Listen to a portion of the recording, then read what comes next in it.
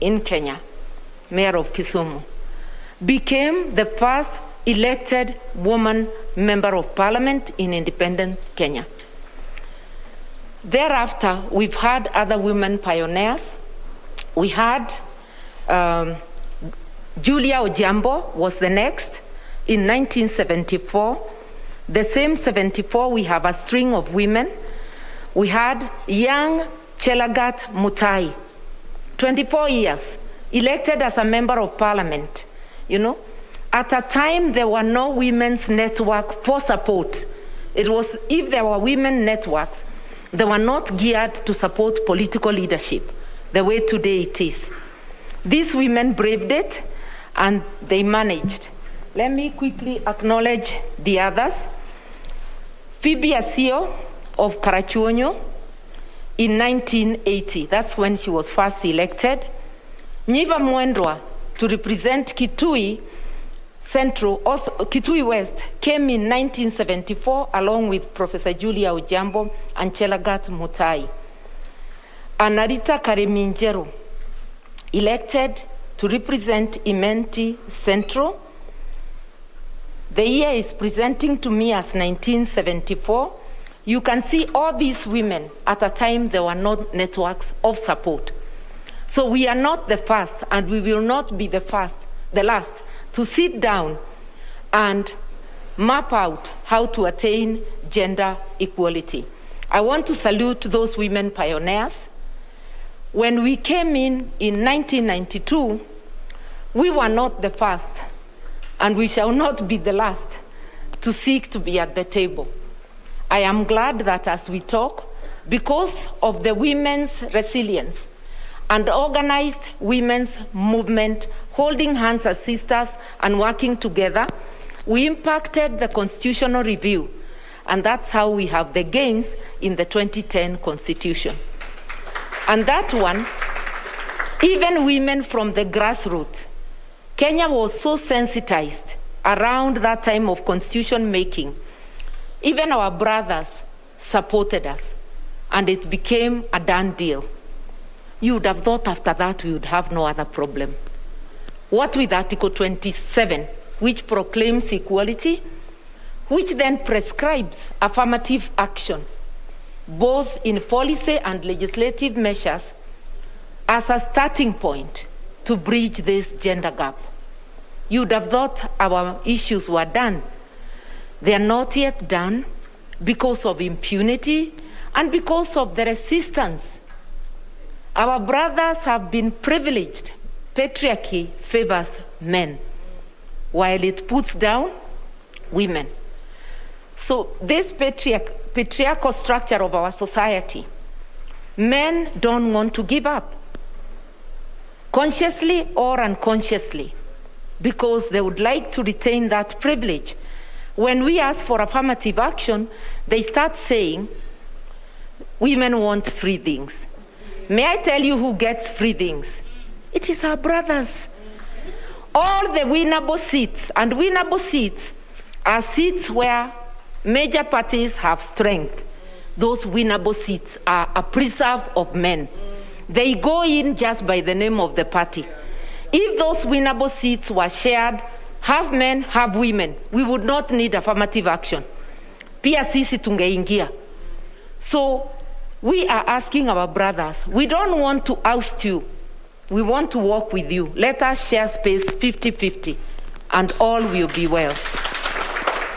And by the way, the men do not resist when it is gender advancement within the family. Every man wants their little girl to go the farthest they can. My father is my biggest supporter. I don't think he's a gender activist. He just doesn't see me as women in plural. He just sees his daughter whom he believes in. So we must remind our brothers to contextualize this gender debate, to situate it within their families. They will understand what we are saying. You open the door for women, your little girl will not struggle. You open doors of equality, both your children, your male child, your girl child, they all have the doors opened. Right now, the doors for the women are half opened, or sometimes just a little open, and we are not being let to pass. That is what this is about, and that's why it matters so much to all of us. If we don't do this, then we will have ourselves to blame. A few more things to say. We have to agree as women to be individually and collectively accountable to each other and to the woman constituency. Whatever position you have, appointive or elective, especially now, know that it's women who looked for it. We are the ones who looked for it in the Constitution. Please be accountable to us. If you are elected to Parliament, be accountable to the women of Kenya, even if you are a constituency MP. You are getting elected because people are now more sensitive about electing women's leadership. If you are there, you stand on the shoulders of those who were before you, and not necessarily the ones you read in books. Even your mother, your grandfather, were there, your grandmother were there before you. So let us honor them by being accountable to the women. Bila shaka ni picha za moja kwa moja ambazo zinakujia kutoka kwenye mkao wa Safari Park, ambaye amekuwa akizungumza ni kiongozi wa chama cha Kenya Martha Karua, akizungumzia kuhusiana na umuhimu tu wa wanawake kujitosa kwenye ulingo wa siasa na ile kupambana na ile dhana kwamba wanawake hawawezi kuongoza, kwamba taifa hili limekuwa likipambana na kuhakikisha kwamba kuna usawa wa kijinsia katika masuala ya uongozi. Taarifa hii utakuwa unaipata hapo baadaye, lakini kwa sasa tufululize moja kwa moja kwenye mkutano ambao unaendelea kwa sasa, ambapo ni kongamano la kitaifa la wahudumu wa bodaboda kuzungumzia mabadiliko ambayo yanashuhudiwa kwenye kongamano hilo, na ambaye anaongoza kikao hicho na ambaye anazungumza kwa sasa ni waziri wa teknolojia, habari na mawasiliano Joe Musheru. Hebu tumsikize. You are at over 25 million rides. These rides are increasing per day. Mnajua hiyo? That is how many people you are reaching. Hata watu wa broadcasting, do they reach the same? Gazeti pia, do they reach the same? So you are a very respected and respectable sector. Over 6 million people directly getting their livelihoods from you. And then you are supporting over 22 million. Si hao wengine ni watoto? Meaning almost everyone. You're almost like M-Pesa. All adults are using. Si kweli? So me, I sit here and stand here proud that this sector is reforming and is reformed. You know, every sector has its own people ambao wamepotea. But today we don't even want to talk about them. Because Waziri is the security man, I'm sure he has a lot to say about those people. Mine is to talk about future. Please don't come together the way you are and settle. One of the dreams we had and we were discussing with your chair, your president, and the regional people. When are we going to see the BAK tower? So that now we are coming to say we want to rent this floor. How much? Hata ukiwa nyumbani unapata rent, si ndio? Because you're growing, you're moving to another level. You're opening car washes. You're building your own homes. But you can do even more. You can be broadcasters yourselves. Kwa hizo simu zenu, you can be collecting news. And then you share. You can have a website where you're sharing news and saying what is going on around. Simuko na mambo mengi. So let's look at how we can work together. And with Mbadi and your other people, we can work together to make sure, even if we're going to do a drama series, pale ukigojea hivi unaona what is going on around the country, why not? Sindio? But the important thing is that, Waziri, this sector is reforming. This sector is organizing itself. You know, the president is very, very proud of you people. Very proud. There are things that you can do as a government. You can build a road to get to people, tarmac everywhere. But you are actually, as bodas, you are the road to people's places, even where there is no tarmac, munafika huko, you get the person, you bring them. You're building infrastructure. You're transforming. So please, let's not focus just on these issues of elections. Watu wanakuja kuambia this and that. You know, the president wants to move you from just earners of wages to owners of capital. If you are already your sector has more money than the government is transferring to the counties, more than 370 billion. Your sector, mufanya hesabu, you're big. And you can transform. You're the people paying even the taxes. Hii serikali ni yenu. This government is yours. This country is yours. You know, if we're not led properly, we're going to have a problem. But you're everywhere. Sasa, you know, Kevin is introducing you people as MPs. Sindio? Nimesikia Vuvuzela, you are running where? Eldama Ravine? Yes. Aya. Sinaona, imagine if all of you now are in government, what would you be doing? So you can win. Yes. You can be the governors, you can be the senators, you can be even president. Sindio? Munagojea nini? But don't be cheated. You are valuable people. You are worth a lot more than sometimes you're being told. You must listen very carefully to what the president is saying, what CS is saying. They value who you are. And you will hear from the CS. I don't want to say many things. You know, he's also our chairman, the National Development and Implementation and Communication Cabinet Committee. Iko na jina kubwa sana. Wengine wanaita prime minister, but I'm not allowed to say that. But he's going to tell you more. But I'm saying, listen to the things he says. Listen to the things the president says. It's valuing you. Because you are the one transforming Kenya. Sio sisi. As government, we put policy. We put support here and there. But in the end, ni nyinyi. You're the ones doing the work. So, because this country is yours, don't take it to the dog. Listen carefully and make the right decisions. For me, I want to see the PAK tower even bigger than that GTC. Nimeona GTC. If possible, maybe you should get a tour, muone huko, muone expressway, muone the development that is going on, and this is across the country. There are videos showing you the developments hata huko Lodwar, Mombasa, but you are there. You see them yourselves, si ndio? Sio ati lazima watu wakuje kuambia development ni hii. Munaona? Let me not talk too much. Let me say I'm proud of you. I am proud of your organization, and we will continue to support you every day.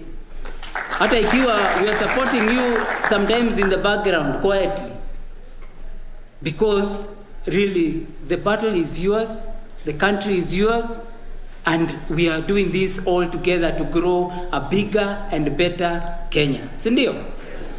So with those remarks, I want to take this opportunity to invite my colleague and chairman, and I'll ask you all to be upstanding and to clap for him. Waziri.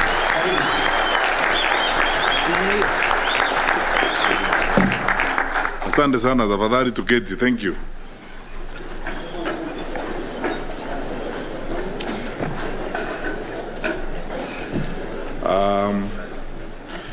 My brother and my friend, my colleague, our cabinet secretary for ICT and Youth, the Honorable Joseph Musheru,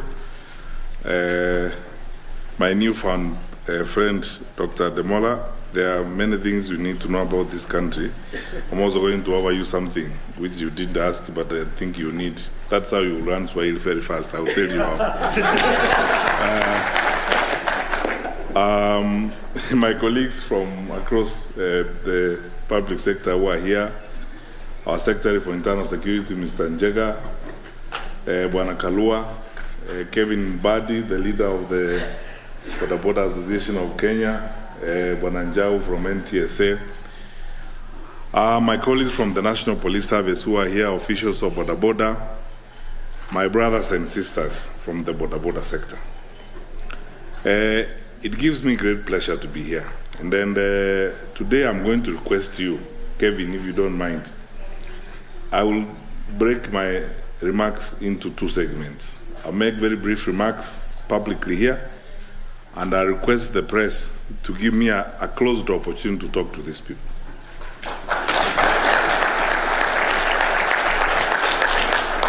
We are here today to demonstrate to all of you that reforming the Boda sector is a critical public policy decision the government has already made. That's why we are here. That's why we have been working with you. And all those things that my brother Joe Musheru has said are testimony to the fact that we truly understand and we are alive to the fact that this is a critical sector of our economy. As I've asked several times before, which government will play games with over 2.5 million of its citizens who are engaged in economic activity? I mean, we will probably be the most foolish government on earth. And we are not, you know we are not. We are a smart government led by a very serious person. And you know our president, you know how much our president spends on Kenya's young people.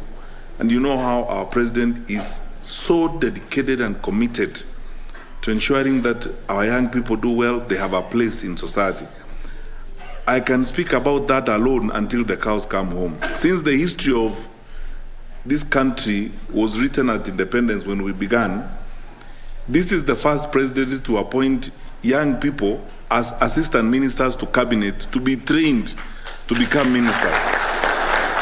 If you look at a lot of people that the president has appointed across the board, when people are telling you on the campaign trail, oh, we will appoint young people, the president has already done that. He has appointed so many young people across the board who are working. Zach Kinuthia, who has been our assistant minister of foreign affairs. You know Joe Musheru's assistant minister, Maureen Mbaka. You have seen that young, brilliant doctor, Mercy Mwangangi, our assistant minister for health. And our president has already done that. They're just going to improve and move forward on what our president has already done. We are focused and determined to reform the Boda sector. And I am happy that today we are all here as leaders from across the country to ensure that we work together hand in hand for the noble cause of reforming the Boda sector. And we are going to do it together. I am so happy that we are now entering a very useful and lifelong covenant that you and us will work together to fully reform the Boda sector. And because of that, I have said this before to Kevin, and I'm saying it again. Now I want to ask Mr. Njega, our Secretary for Internal Security, you will take the register of these officials and today, before the close of business today, share that register with all the regional commissioners and county commissioners.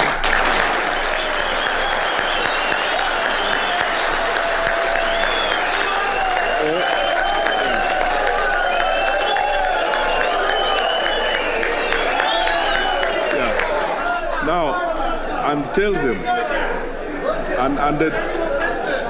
and tell them, tell the regional commissioners, the county commissioners, and the deputy county commissioners that we want them to work with these people and continuously work together with them.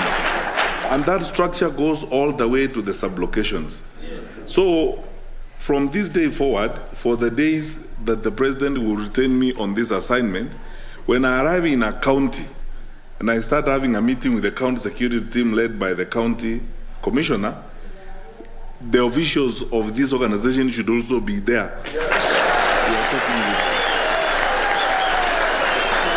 Alafu tukimaliza mambo ya security, wanatueleza pia mambo yao vile yako. They ask us questions, we answer them. We are confident government. There is nothing to hide. We are confident because we are a democratically elected government. We are led by a solid, smart president whom we trust and believe in and know that is doing an excellent job. We are not a government in hiding so that we lie or we do not answer questions we are being asked by our citizens. We are here to answer any questions and face our responsibility squarely as responsible people and responsible leaders. Let me tell you, my friends, after the COVID-19 pandemic, for us in Kenya, the pandemic now we are dealing with is the pandemic of lies and foul language. You know, politicians, do you agree with me? Yeah, the pandemic of lies and foul language. No, political leaders who are just wake up in the morning to lie. They are driving around the country lying. Some of them, you get very embarrassed. They actually say things they don't know because they don't engage with public policy. They never spend time understanding public policy. They never have conversations with the sensible people. Those they keep lying. All over they go, they just lie to wananchi. Yeah, they want to say things they think wananchi would like to hear and not face the truth and the reality of our situation and plan on it. Then they plant the moon. They just bandy figures around, you know. Or they look at you and say, you, I will give you 100 billion. Then they meet the next group down there, you, I'll give you 150 billion. Then they meet another one and they say, you, actually, you look very nice, I'll give you 200 billion. And the other way and so on. No plan, nothing. My brothers and sisters, this country belongs to all of us equally. So let us be responsible and reform this sector. And in reforming this sector, what I like about this meeting is the honesty and the sincerity with which your leaders are speaking. That this affects all of us. You know, when someone comes and says, oh, the government wants to nyanyasa boda people, I ask the question, which government will ignore 2.5 million of its citizens? What we want to do is reform this sector so that it's actually beneficial to all of us. Because, and this is my second point, it takes leadership and courage to do the right thing. The late John Michuki, whom I have had the privilege of my life to succeed as the Minister for Interior, stood firm, and that is how he reformed the Matatu sector, because it was invaded by everything else. Those days, people said things about Michuki and so on and so forth, but you know, the late John Michuki, God bless and rest his overworked soul in peace, he stood firm and said, we have to do the right thing for the country. That's how Matatus formed SACCOs. Now, these days, actually, I was telling Jau the other day, my friend here from NTSA, that for the last 4 or 5 years, we have almost forgotten mass bus accidents because the Matatus and the buses have organized themselves so well. They're training their drivers. They are even giving us new ideas on how to do certain things. The other day when we were fighting COVID-19, it was easier to work with the public transport sector because they were organized in SACCOs. And the Minister for Transport, my colleague James Macharia, would call them to a room, sit down with them, take decisions together with them because they are organized. That is exactly what we want to do in the border sector. Organize you. Because how do we work with you when you are not organized, when you are chaotic? It's a fact of life that where wonderful work is going on like you are doing, there are going to be other people who will try to take advantage of our sector and trying to interfere with our businesses. I have given this example, and I am not shy to give it again to you. When we met at KICC the other day, as I was walking out of KICC, one of you gave me a note and told me, CS, read this note when you get back to the office. I read the note. What the note was saying is that, Mr. CS, please do not be discouraged. Be courageous enough as you have always been, and let us reform this sector, because those of us who are genuine and who are depending on this sector to make ends meet are going to suffer if this sector is not organized. Then he said, for me, for example, I am a student in one of our universities, and the people who are paying my scholarship had challenges during COVID. They are now not even able to pay for me, and I am an orphan. Now I depend on this to be able to pay my tuition so that I can complete my classes. I am in arrears in my university, I actually faced a real threat of being thrown out of school. So the reorganization of this sector means a lot to me. And if there's anything you can do, I'll be very grateful. And I told him, I took the number was there, I said I'll call this young man and talk to him. And I spoke to him. And indeed, when I asked my colleagues in the office, we traced this guy is true, he's a Boda writer and so on. I told him on phone, my brother, I may not have all the resources in this world. I am going to talk to my family and we'll see what we can do to support you and other friends. The people who are in the Boda sector are genuine people, real people who are raising their families from this business. And we don't want them to be interfered with by criminals, by drug dealers, by all manner of funny people and so on. We want the sector to be cleaned so that it continues to thrive and to succeed. As my brother said here, Joe, that we are all looking forward to a PAK tower. Or actually, I would add to that, a PAK school or a PAK hospital under the Boda Government of Kenya. And you have the capacity to achieve that. Let us organize the sector. Work with us. Government is not even your opponent or your enemy. Government is your strongest ally and strongest friend. So, those brothers and sisters of ours, because they are Kenyans, they also are brothers and sisters. It's just that, you know, some of them are totally overcome and they have been consumed by the desire to become leaders. So sometimes they just lie, as a way of trying to convince you to give them their vote. Those brothers and sisters of ours, when they come around and they tell you the things they tell you and so on, please, don't you ever accept some of those lies, because they will destroy our country. Secondly, let us be truthful to each other and tell each other things as they are, realistically. We are going to reform this sector, you form circles, even government. I gave this classic example last time. Government would like to even guarantee or provide some support to this sector. When you are organized as a circle, your potential is recorded and it's known. It's easier for even government to stand surety for you to get a facility to invest and increase your potential as well. So let us register in the circles. I love the idea of having a digital register. I love the idea of the identification that I'm seeing here. This is the way we are going as a country. And ask each one of your friends to ensure that they have registered in the circles. We maintain a digital record. The president has been kind and gracious to us. He waived the fees so that it's easier to access this registration process for everyone. Now let us go forth. I know those are our good people. I have no problem with them. They are fellow citizens of our country. We chose democracy. We all have to be here. None of us is going to wish the other one away. We have to continue living together with them. But please ask them to be at least honest on some of these things. Our focus as government is to help this sector move forward. My last point before I request a closed session is this. For the years I've been in cabinet, in public life, served in 3 other ministries before. Public sector reform is the tough thing. It takes, as I said, courage and focus. If Michuki did not stand firm the way he did, we will not be enjoying a lot of the things that we are enjoying today. Go to Nairobi here and see Michuki Park.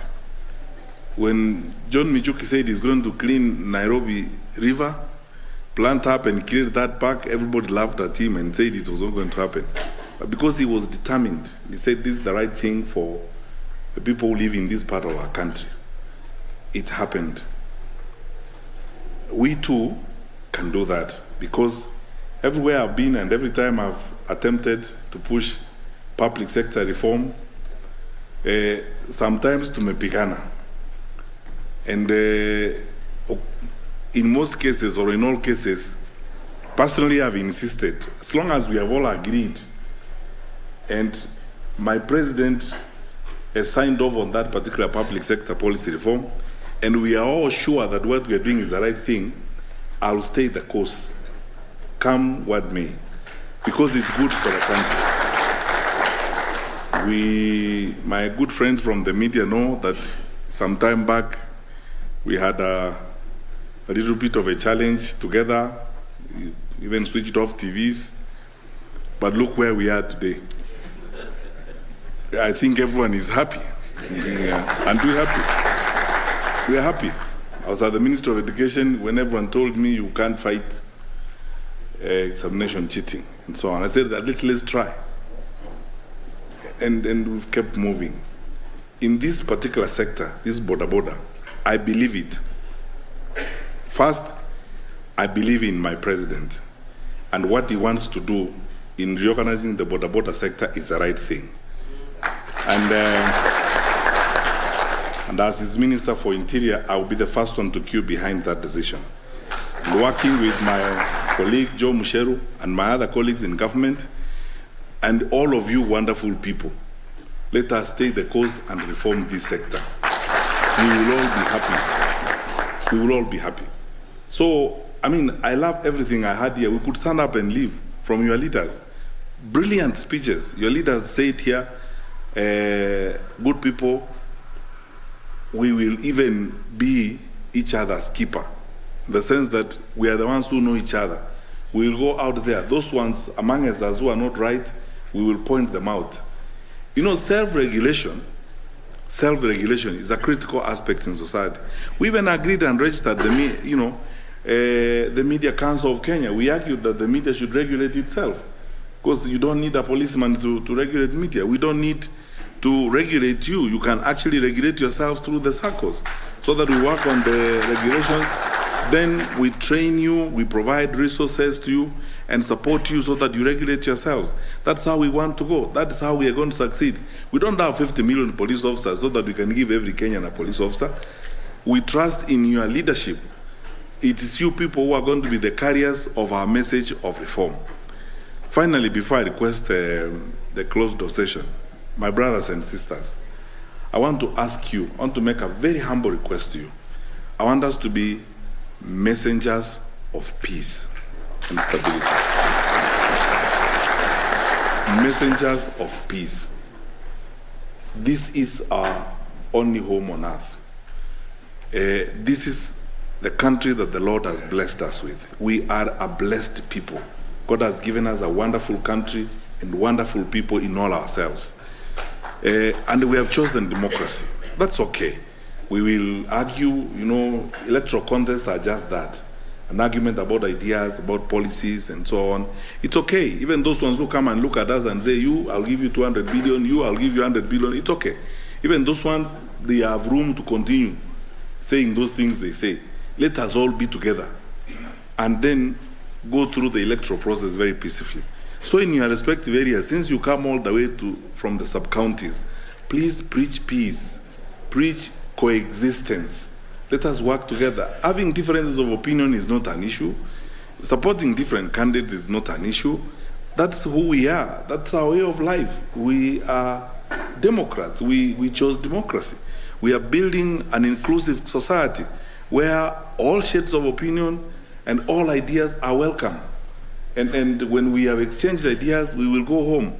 None of us should rise up against the other just because of elections.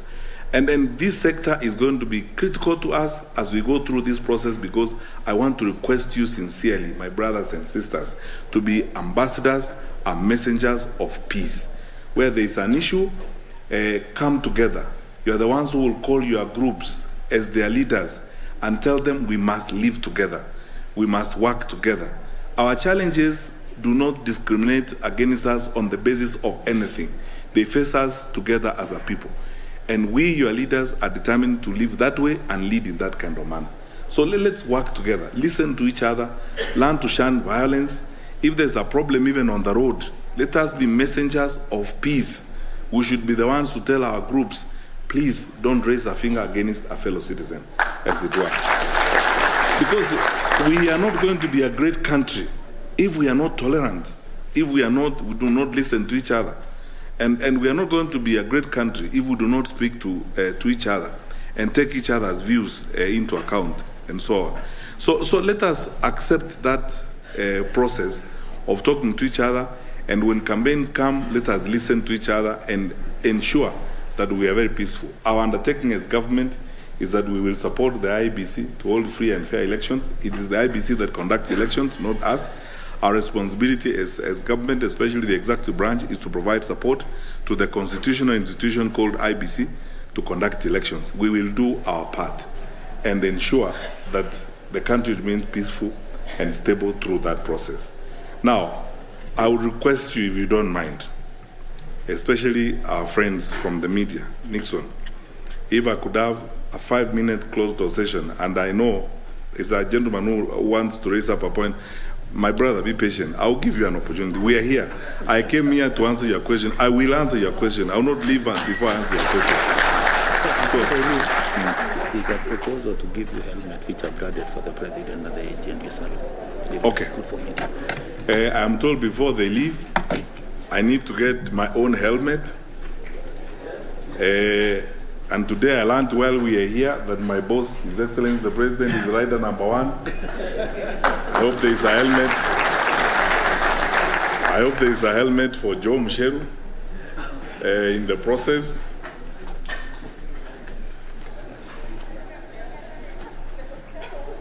So which one do we start with? Yeah, for the His Excellency. All right. Yeah.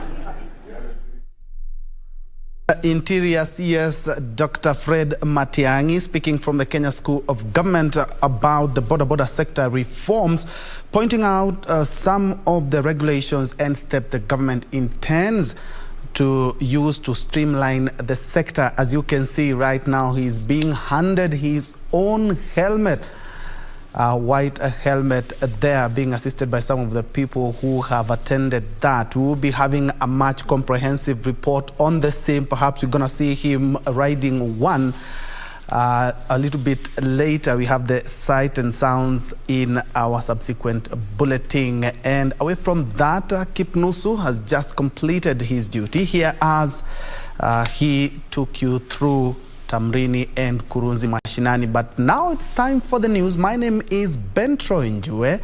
And of course, for now, if you want to be part of this broadcast, you can do that via all our social media platforms. And straight to the news, we start with the corridors of justice, where Isaac Robo, the Mandera County government driver who aided the kidnapping of 2 Cuban doctors in the year 2019, has been sentenced to life imprisonment for the first count of commissioning of a terrorist act contrary to Section 4, subsection 2 of the Prevention of Terrorism Act of the year 2012. Robo was also sentenced to 25 years in jail for the second count of kidnapping and hostage-taking, 15 years for the third count of aiding and abetting a terrorist act, and additional 1 year for the fourth count of obtaining registration by false pretense, and 6 months for the fifth count of being unlawfully present in Kenya. His actions led to the death of a police officer who was escorting the 2 Cuban doctors. He has 14 days right of appeal. The State Counsel is not present, and counsel for the accused person is not present. The judgment is ready, the sentence is ready. See you on the 23rd. The kidnapping also caused the death of a police officer, Mutundo.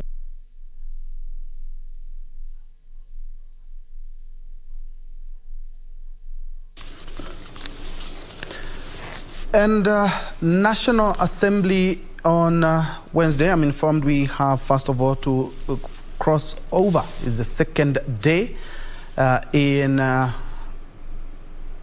Yes, okay. Let's first of all head to Parliament, where National Assembly on Wednesday adjourned its morning sitting following a quorum hitch.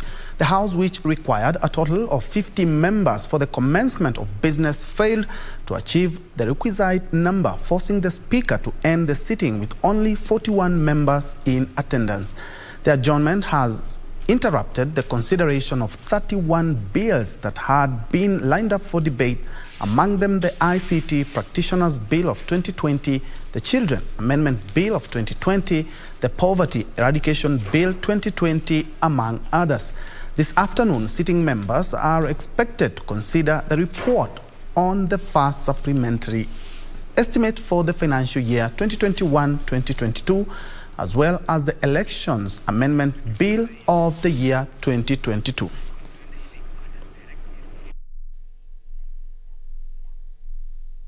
We will be having that story a little bit later, but moving on, the government has begun a security operation to flush out herdsmen from the Buffalo Springs Game Reserve, Atan and Aukot areas of Ngaremara Ward, Isiolo County, where frequent retaliatory attacks had caused tension among residents. Isiolo County Commissioner Geoffrey Omondi said a contingent of security team had been dispatched to the game reserve with orders to evict the herders who had defied the government's ultimatum to leave voluntarily by Monday, March 21, 2022. Isiolo County Commissioner Geoffrey Omondi said the national police officers and reinforcement from other security units are already on the ground with firm instructions to remove the herders and their animals from the game reserve, which is a restricted area. We had given instructions kwamba wale wafugaji ambao wametoka nje ya Isiolo wao wameondoka Isiolo by yesterday, tarehe 21. So leo tarehe 22 ndio tunataka kuassess kama waliondoka ama hawakuondoka. Wale ambao wamekataa kutoka ndio tuko nayo vile vile tunataka njia ya kuwaondoa, tuambie waende. Wakikataa kuondoa basi tutaondoa na nguvu. Omondi alleged that the illegal herders were behind the criminal activities in Ngaremara, including livestock theft and rape cases. Tunaanza hapa tukienda polepole paka to secure the entire county yetu.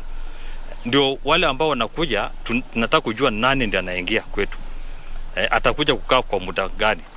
Kama ni mambo ya kulisha mifugo ama maji, tunajua tuko na madams. Tuko na boreholes. Na hizo boreholes iko management yake. Kwa hivyo lazima tuwe na mpangilio ya hiyo. The administrator said the operation is to be conducted by a multi-agency team of officers from the Administration Police, General Service Unit, Rapid Deployment Unit, and Anti-Stock Theft Unit. Ndio tunasema tunatoa hawa, tutaingia hata huko. Hakuna mpaka kwa security. Kwa sababu ni watu yetu wanatumia, Wakenya wetu wanatumia, tutaingilia paka pale, tutawaflash. The administrator said that the team will make an amnesty call before using force if they fail to comply. Omondi has assured the members of the Ngaremara community that all the stolen animals will be recovered and handed back to the owners.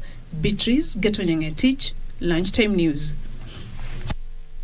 And from that security update, we now cross over to the Crown Plaza, where, of course, the Arm Week second day, they are having a congregation there. And currently speaking is CAS Chief Administrative Secretary in the Ministry of ICT, Innovation and Youth, Nadia Abdallah. Let's listen in. Stories, because I feel like it's about time we now have to report and tell it as it is using our own voices, not other people telling it for us, but our own voices. And even in my job as we are in, I use, and you said YouTube, I use my voice to actually convey stories and speak and report, because I realize also in our country, Kenya, that's what we lack. We lack our stories being told in an authentic way, and sometimes it's because we are limited, and especially if you're a woman in media, you'll be told, wewe ni mwanamke, how can you write that, or how can you say that? And so I just want to say that I'm so inspired. The energy here, the vibrance and everything, I'm so inspired. And being a woman in media, I'm saying it, I am very, very proud of each and every one of you, and happy 40th anniversary to you all. So that was Nadia talking. Now it's the ministry talking.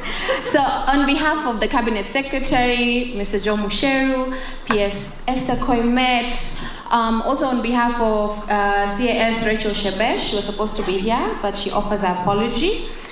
I want to just speak briefly and really commend everyone for being here, for sitting down, for all the speeches that have been done. And our focus today is women and media as a catalyst for development. And so studies show that societies that embrace gender diversity and expanded opportunities for women and girls in education and work do much better in almost all spheres of development. In addition, research has proven that women's economic empowerment increases their access to economic resources and opportunities, including jobs, financial services, property, and other productive assets, skills, development, and market information. The campaign theme for this year's International Women's Day, Breaking the Bias, presented an opportunity to look at the media as a catalyst for advancing women's empowerment in Kenya and globally. Media is a powerful tool in society that reaches and impacts the masses at large. The media delivers crucial knowledge, information, and updates to citizenry and great potential to alter their perception on the issues. The print and broadcasting media platform continue highlighting several issues by making information more convenient and accessible. As you all know, media remains a powerful tool for bringing women's rights issues to the attention of the wider public and in sensitizing the society about elimination of practices that affect women, such as FGM, early marriages, and gender-based violence. The media has also been instrumental in empowering women by increasing their participation and access to expressive opportunities. It has highlighted the tribulations of women and children in time of human conflict and war and uncertainty during elections. We have seen the media rise in support of women by providing them with prime coverage, a feat that was unheard of in decades. I laud Amwick for its work in the past 4 decades in promoting women's participation in the media industry. This has been through training and capacity development and pushing for more representation of women in decision-making table. Let me share something with you all. Studies have shown that most top media managers are male. Not that there's a problem. I just think also women should be there. And at least 65% in Kenya, while women trail at 35%. So ladies and gentlemen, without solid and practical and effective gender-responsive initiatives, women are a disadvantaged gender.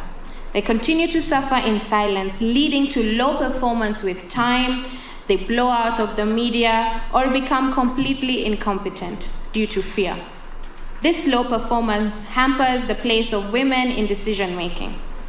I must add that 40 years of existence requires an injection of life to be able to adapt to an ever-changing environment.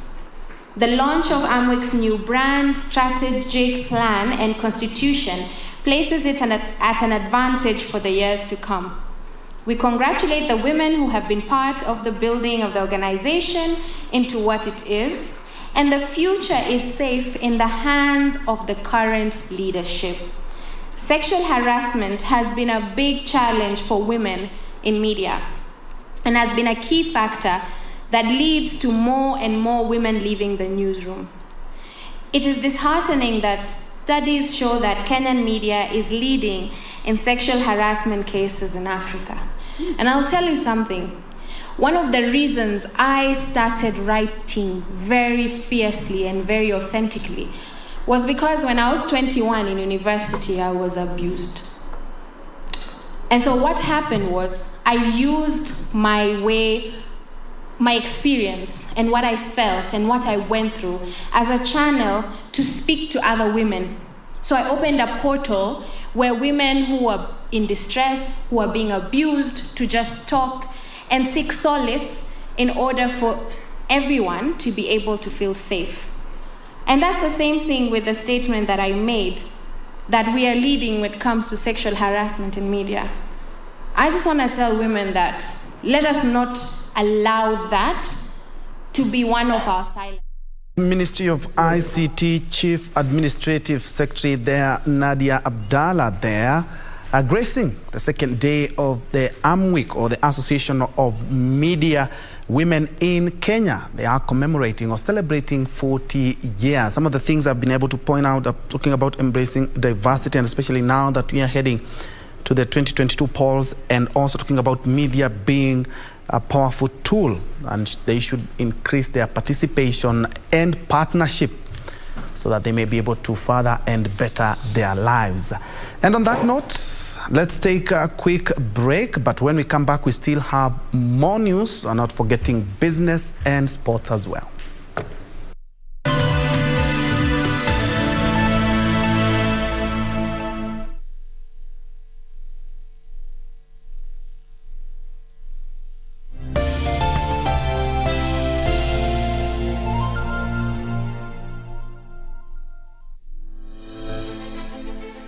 Are you an aspiring candidate in the upcoming general elections? Do you want your agenda and manifesto to reach your voters effectively? At KBC, we have the most comprehensive and credible online platform that has profiles of all prospective candidates. Log on to www.kbc.co.ke/2022 aspirants and let Kenyans know more about you, your past achievements, your manifesto, and your development agenda once you get elected to office.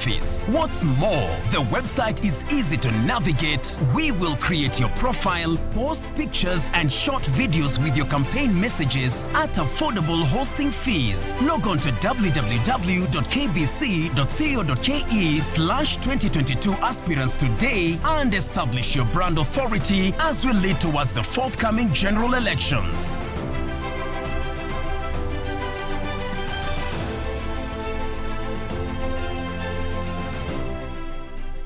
Ili kupata huo ni upendo, kama sikiza tune kwenye simu yako, bonyeza *811 *817#. Sio lazima uwe na hela nyingi ama uwe tajiri mkubwa, uwe na fedha nyingi ndio uweze kumsaidia mtu. Hapana, kidogo utakachopata ama kidogo ulichonacho, mgawie. Mfanye mwingine pia afurahie. Umpatie tabasamu. Kupata huo ni upendo, kama sikiza tune, bonyeza *811 *817#. *811 *817#. Sauti ya Kenya 92.9. Hii ni KBC Radio Taifa. Kila kitu maishani kina sauti yaleta furaha. Radio.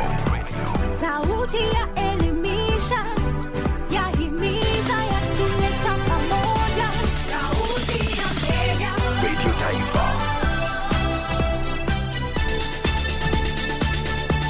Sauti ya Kenya. That's positive sign of intent. Ball comes to Billy.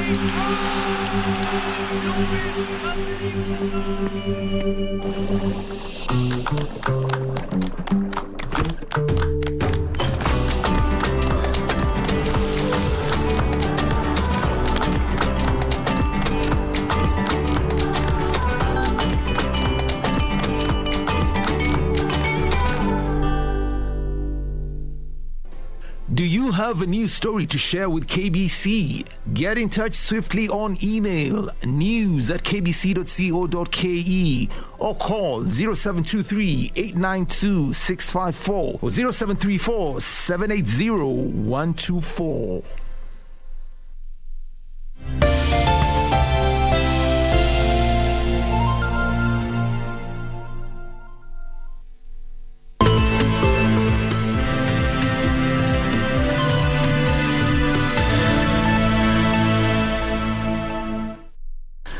Welcome back. Thanks for keeping me company.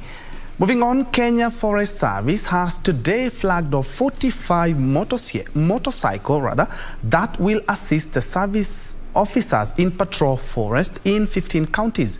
This is part of the Green Zones Development Support Project Phase 2, which is funded by the African Development Bank in collaboration with the government of Kenya.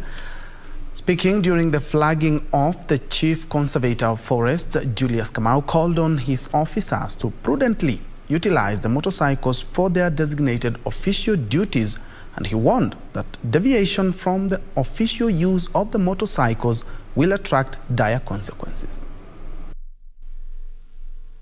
And even at this time of the time, we have the forest fires. We are urging our forest officers to be vigilant, the communities to be vigilant, to be able to help us complement each other, including our partners, to be able to deal with that problem. I think the support the government has given us in that way has helped us a lot. Yes, we still need more, but in terms of tractors, lorries, vehicles for all our conservancies, this project has really helped us in a very, very big way.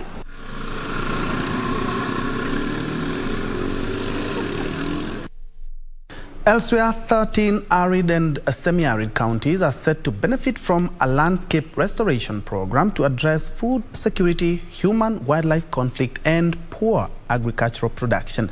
Speaking at the Land Restoration Forum in Mombasa, Agriculture and Livestock Principal Secretary Harry Kimtai said the program will develop a holistic and multi-sectoral approach to the restoration of the landscape in the affected counties.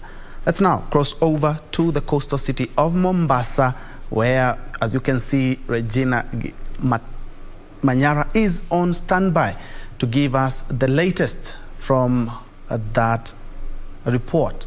Regina, if you can hear me? Land regeneration workshop has been underway for the last 2 days, today being the last day. And gracing the occasion is none other than the Principal Secretary, Agriculture and Livestock, that is Harry Kimtai. And some of the take home is that going forward, government is expected to roll out a national pilot program that targets matters of land restoration.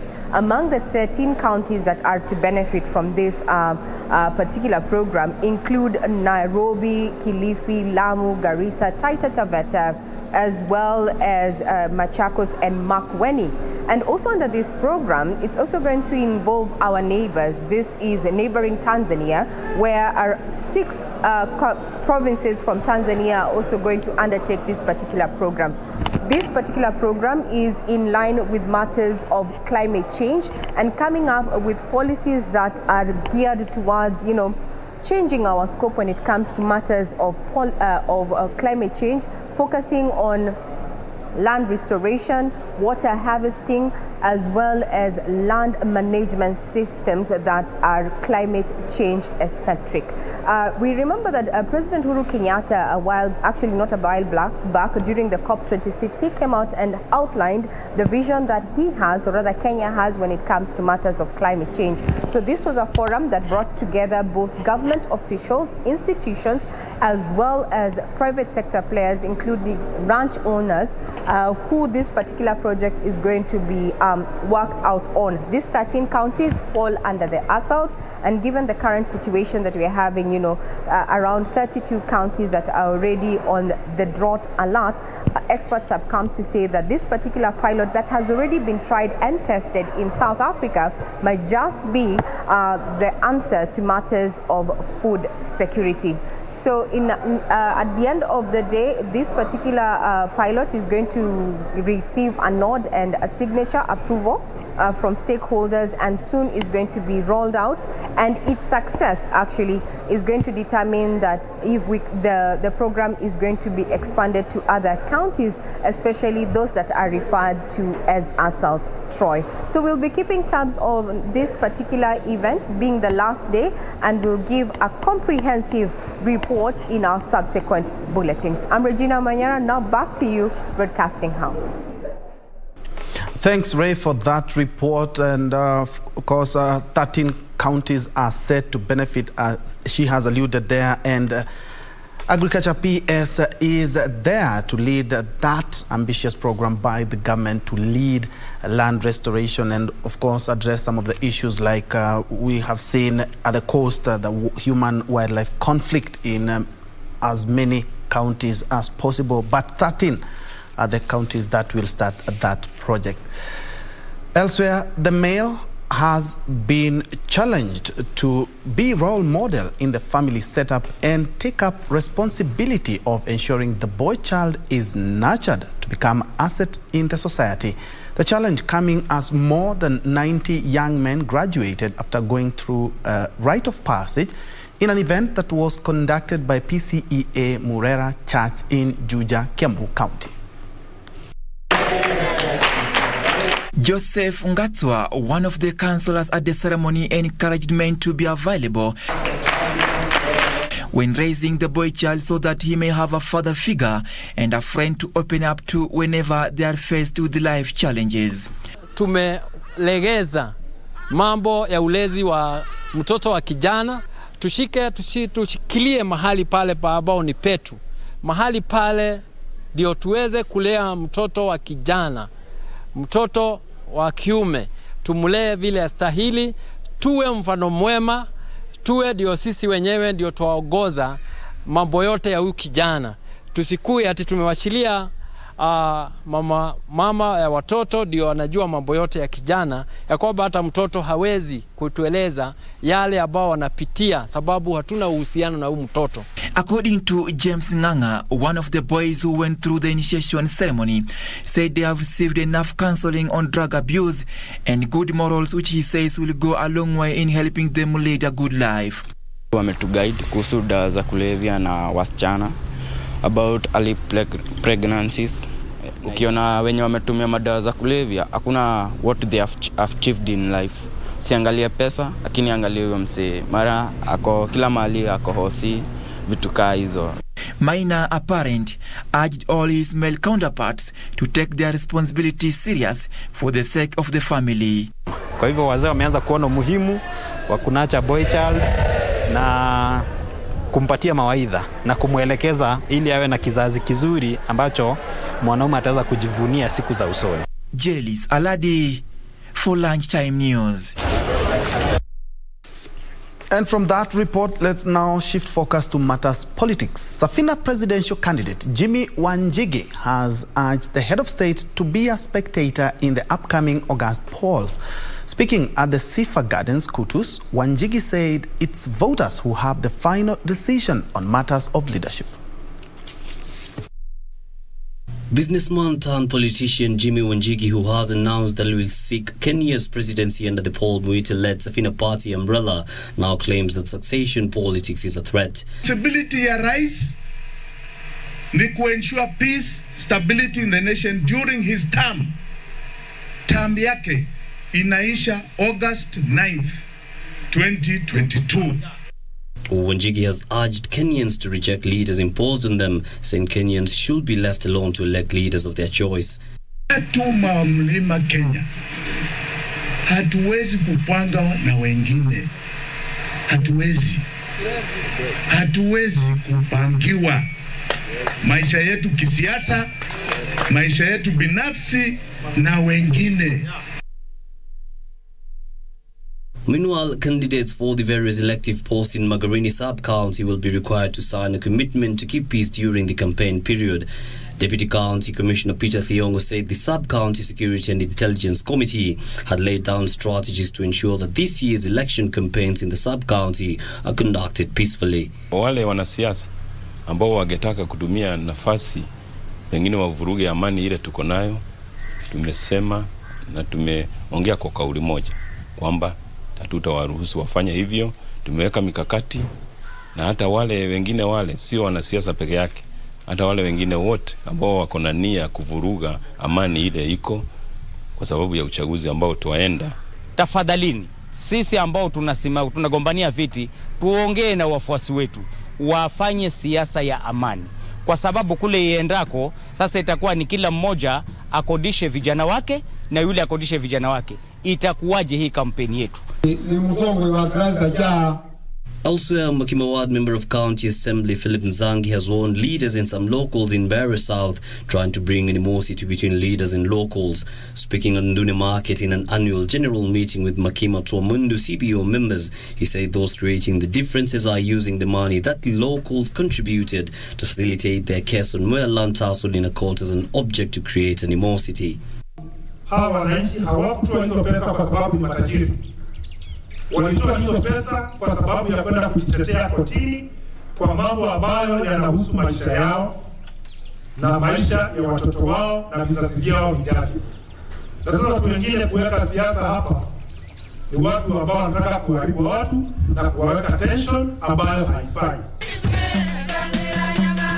And Umoja Summit Party of Kenya leader Walter Mungare, popularly called Nyambane, has been given blessings by the Midikenda Kaya elders to vie for presidency. Nyambane, who will be vying for the top seat under the Ukombozi wa Majimbo coalition, said he will carry the aspirations of the coast region, which has for a long time suffered marginalization despite being endowed with natural resources. Mimi kama kijana ambaye nimekuwa katika ofisi ya rais, Uhuru Kenyatta amekuwa ni boss wangu kwa miaka 5. William Ruto amekuwa ni boss wangu kwa miaka 5. Kwa hivyo mimi sishindani na mkubwa wangu William Ruto. Mimi nataka kumuonyesha kwamba nimeelewa vile walikuwa wanafanya uongozi.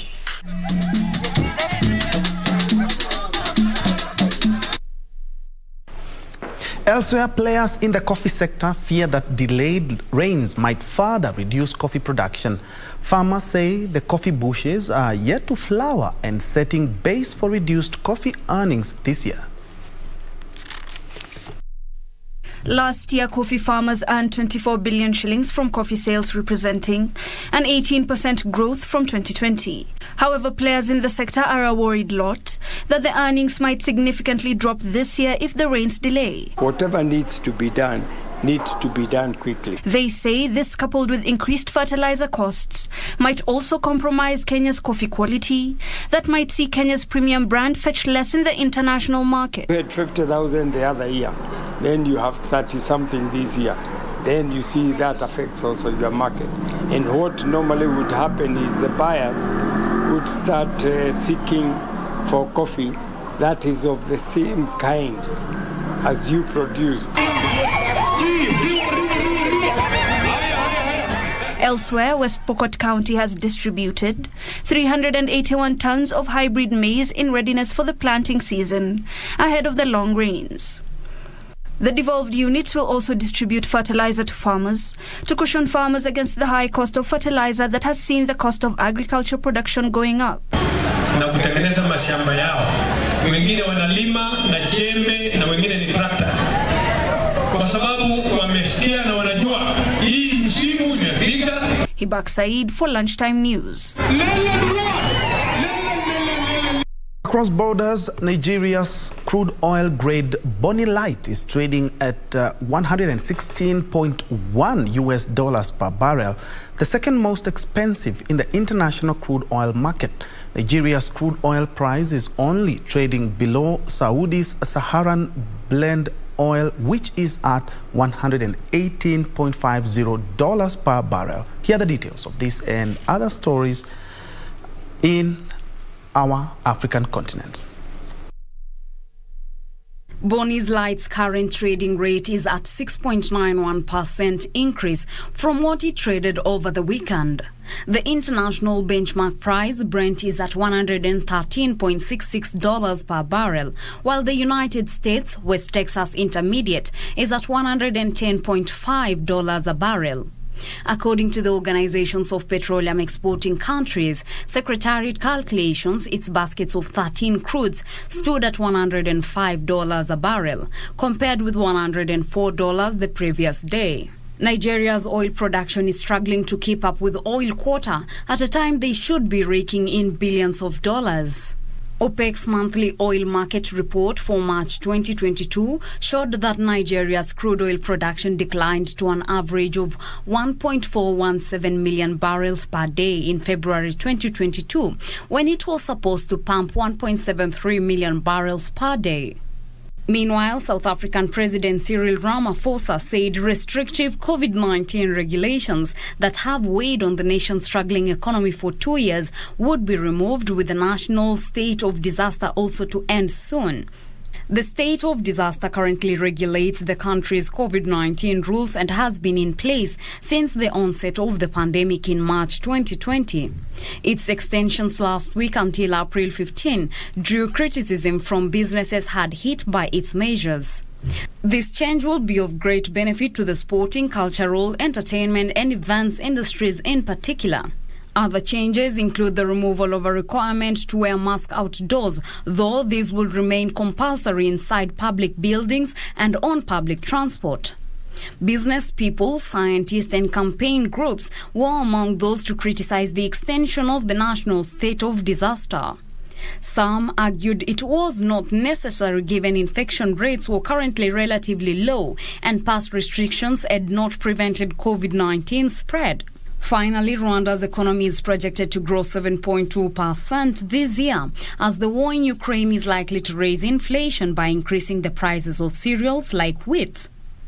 On Monday, the country's Statistics Bureau said the economy expanded by 10.9% in 2021. Rwanda's economy bounced back after being hit badly by the impact of the restrictions aimed at curbing the spread of COVID-19, particularly tourism and other main sectors. The conflict has added to the trade chaos that followed the global economy's emergence from COVID-19 pandemic lockdowns. Back home, Malindi Beach Management has launched the Malindi Beach Management Unit program to promote an environmentally friendly town. The plastic waste collected will be used as means to generate income to the residents in the surrounding environs and those taking part in the monthly cleanup of the town.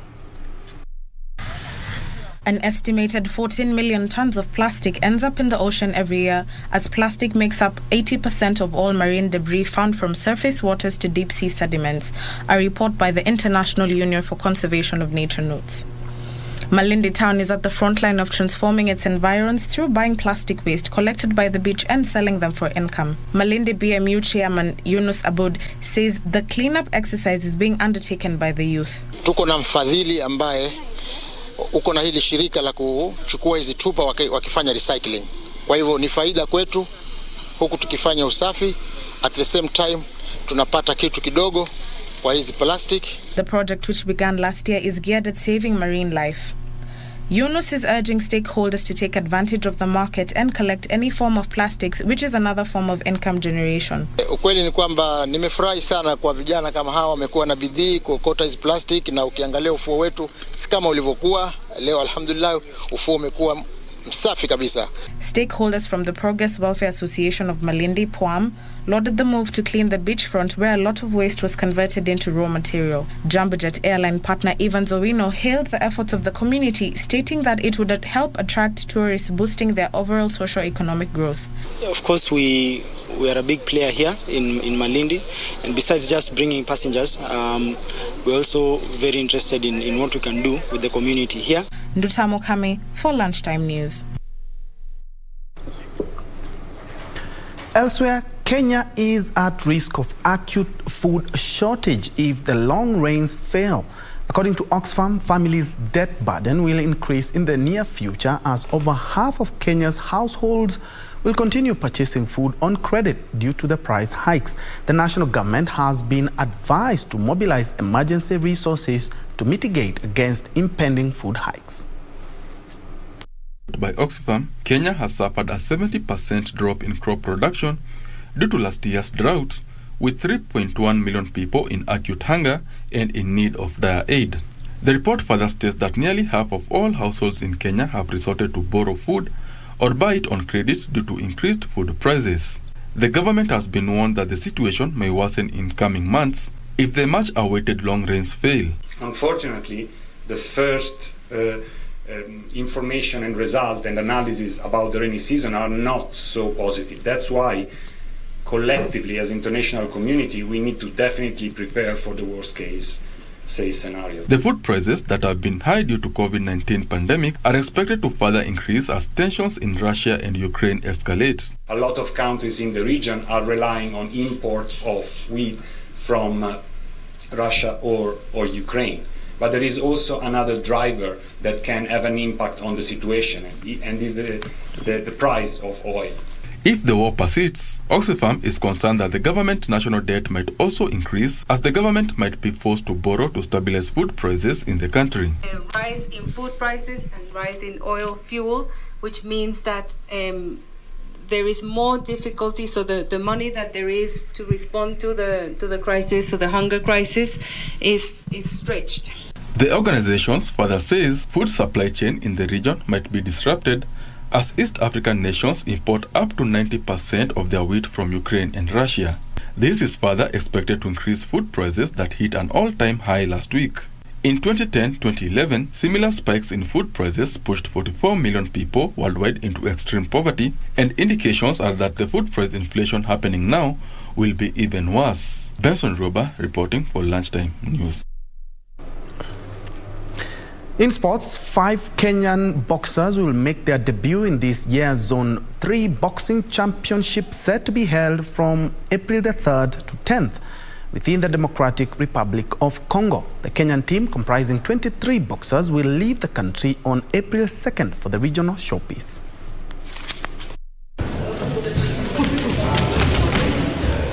The national boxing team hit squad has stepped up training at the Mathare Police Depot under the watchful eye of head coach Musa Benjamin and assistant coach Dave Munuhe. Kenyan pugilists will be aiming to replicate the same performance that saw them bag 1 gold, 5 silver and 5 bronze at the regional showpiece last year. Stephen Olang will be making his debut in light middleweight, Isaac Major featherweight, Anne Wanjiru flyweight, Amina Mother bantamweight and Alice Wayego featherweight. Zoezi hapa ni mara karibu times 3 ya mazoezi ya mtaa. Nafurahi tunapeana moral, kuna teamwork, hawezi hata lalia zoezi kwa sababu ya moral yenye iko hapa ndani. Weight iko sawa kila siku. Mazoezi imekuwa poa so far coach. Tumekuwa na training poa from our able coaches. Tumekuwa na sessions kadhaa ambazo zimekuwa savia kidogo, lakini tumeenda tukikatch up pole pole. So saizi probably kila mtu sako sawa. Hit squad will use the Zone 3 Boxing Championship to prepare for the Women World Championship slated for May in Turkey. Tumekuwa na muda karibu wa mwezi mmoja hapa tukifutia mazoezi hapa kambi ya kurudi nyumbani, lakini tutakuwa na kitu kama wiki moja hivi ya residential camp ndio tukue pamoja tukielekea kule DRC. After the World Championship in Turkey, focus will shift to the Commonwealth Games set to be held from July 28th to 8th August in Birmingham, England. Further afield, world #1 tennis player Ashley Barty has announced she will retire from professional tennis. The 25-year-old Australian made the announcement today, saying she will be leaving tennis to chase other dreams. Barty won her first Grand Slam at the 2019 French Open and remained the top-ranked player, backed up by success at Wimbledon last year. She became the first home player to win the Australian Open men's or women's singles title in 44 years.